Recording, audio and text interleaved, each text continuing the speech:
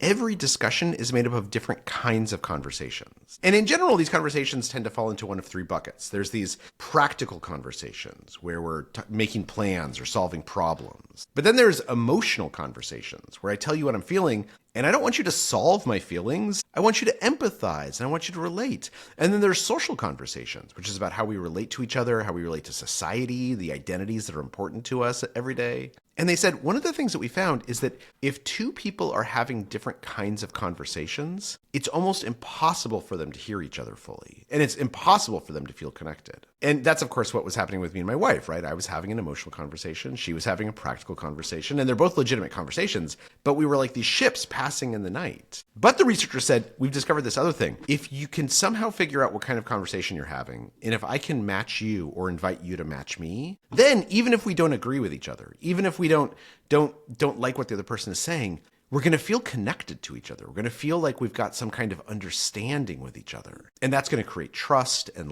and, sort of closeness and affection.